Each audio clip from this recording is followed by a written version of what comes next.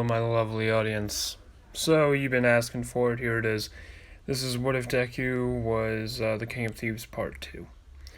It's not going to be as long, but I'm going to try and make up for that by talking fast. I'm not going to be like Rap God, talk fast. Alright, so, let's get to it. Deku, he's going to, I think it was right around after the sports festival, so who takes him in? I'm gonna have to say that would be All Might. I think he would still have an agency even if he's like retired or whatever. Because no. Endeavor takes him in. Yep, screwed. Endeavor. And what happens with Endeavor is when Deku enters Endeavor's area, when he enters the agency. And by the way, Todoroki, yeah, he's already kind of caught on about that a little too fast.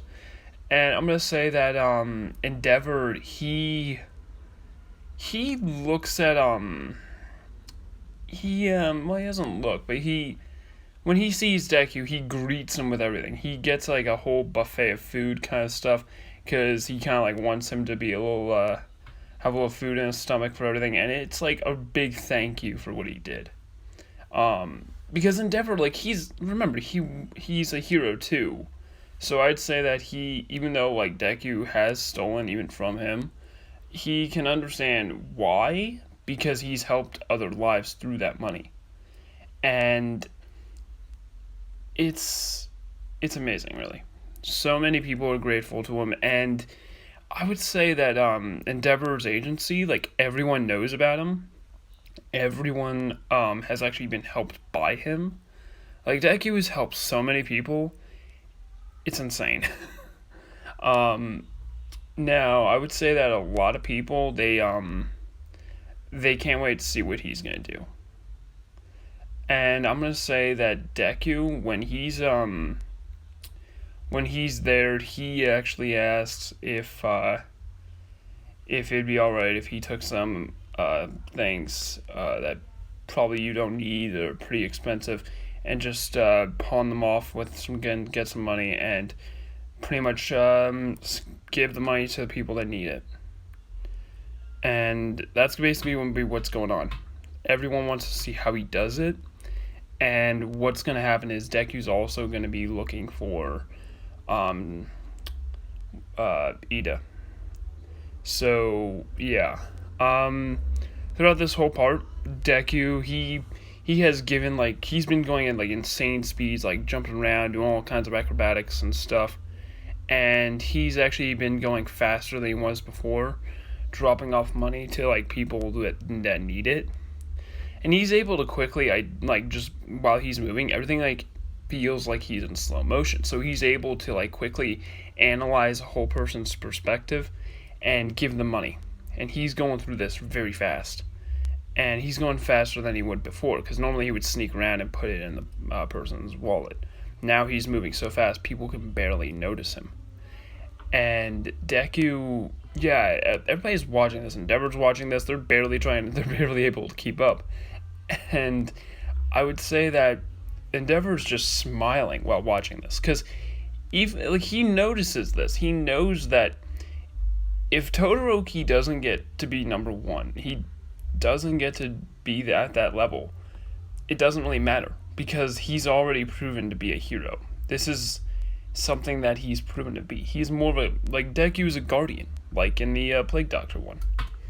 And I think a lot of people, like, are starting, like, a lot of hero agencies are starting, like, giveaways and stuff, because they want to give back and live up to the reputation of the King of Thieves and be kind of like Robin Hood figures. But Deku, he took the money, yes, but he also had a lot of that money in his wallet too.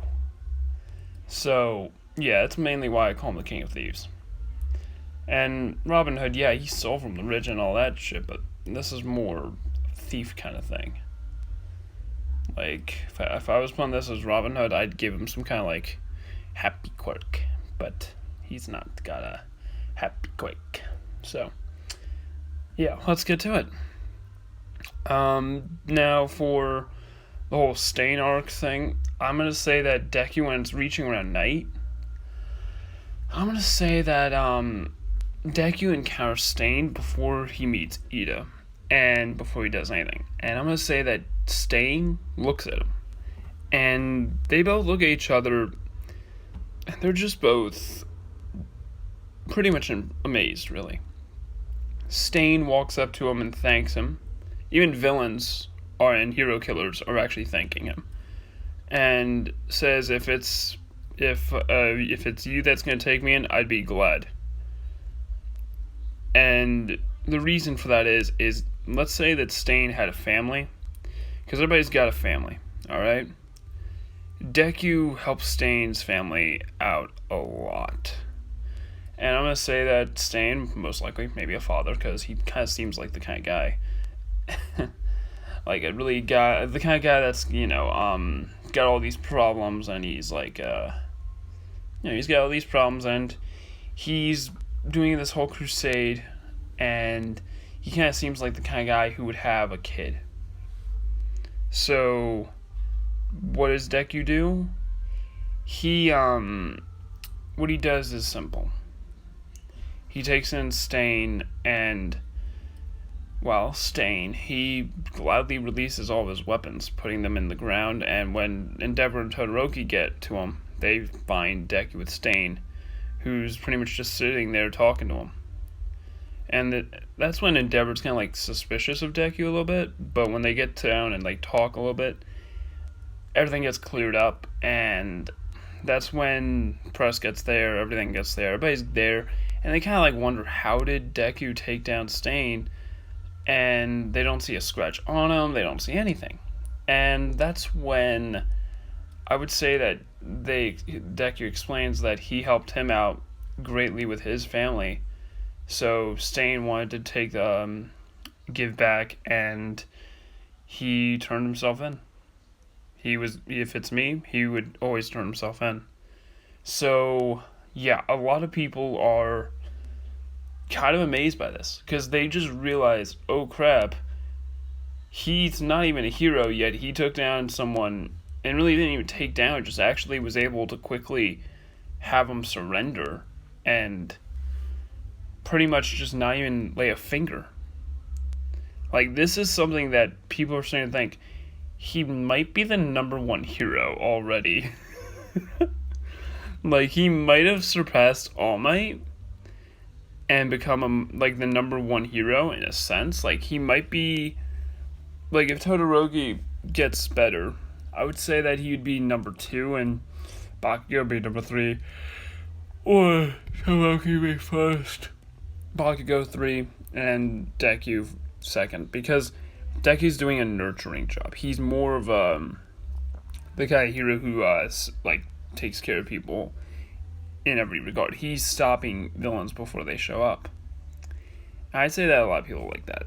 A lot of people like that indeed. And I'd say news coverage of him, the whole credit goes to Deku, and everybody is like, whoa. The King of Thieves has done it again. And he is going to stick with that hero name because everybody knows him as that, so it'd be a waste to just change it, So, Deku is the King of Thieves. And what happens? Well, seeing how he's the King of Thieves, and he is like a badass, I'm going to have to say that Deku, he gets a passing grade on this. And not just a passing grade, he gets some perks. I'm going to say that when he's in the dormitory area, he gets it gets a huge, a little upgrade in a sense. It gets a training room. And that's there for everybody, but also for him. And there's also going to be another thing. Deku's going to be starting up a company with the help of all hero agencies. And this company is going to be giving money to the people. And it's going to be called the King's Agency. Nope. You don't see anything, just my white hand. But yeah, all they see, that's what it's going to be called. And the biggest thing about this is the fact that when people need money, the King's Agency will be there. The King of Thieves Agency is going to be there. And now you're probably wondering why he's called the King of Thieves. Well, the King of Thieves, he's called this because he steals mostly everyone's heart, because many girls want to, be with him. Many guys that are gay would want to be with him. He's got a huge public image, and everybody loves him. And they find him to be the most mysterious, most amazing, and it's just so beautiful at the same time. And also seeing how people think he's quirkless and he's just like at abnormal speeds. I think the UA would say, "Oh yeah, he's quirkless," trying to hide the fact that he has quirks. And I'm gonna retcon a little bit, but yeah, I'm gonna say that what Deku did, the whole time he's just been saying, yeah, he's quirkless. And I think that would even bring up something big. I would say that brings up the fact that people that are quirkless, even though they're treated like shit, Deku was able to overcome this. He was able to basically do something that would pretty much make people think otherwise of quirkless. They would actually start thinking, shit, we gotta take down the system of quirkless and all that. We gotta do something about that. So I'm gonna say that Deku, he's actually he's pretty much just destroyed the entire system of quirkless not being heroes that are useless. And so the quirkless whole thing, they're able to have more things now. There's a benefit system for them, and the people that want to be heroes who are quirkless are actually praised for this, because they're living up to the King of Thieves whole thing. They're living up to that legacy. They're going on a path that's similar to his, just more hero. And people praise this. This is where things get big too. Everybody is amazed by what Deku has done. Before he was just a thief. Now he's a thief who not just stopped a villain without bloodshed, but stopped a villain before he even needed to, just by giving money to people and not expecting anything in return, and holding back his urge to kill if he wanted to by just leaving it be. So everybody would be amazed by this. And next is going to be the camp, not the concentration camp, the camp, the whole broad camp thing. I don't know. Anyways, so and I'm gonna say this right here. Have a good day and a good night. Peace out.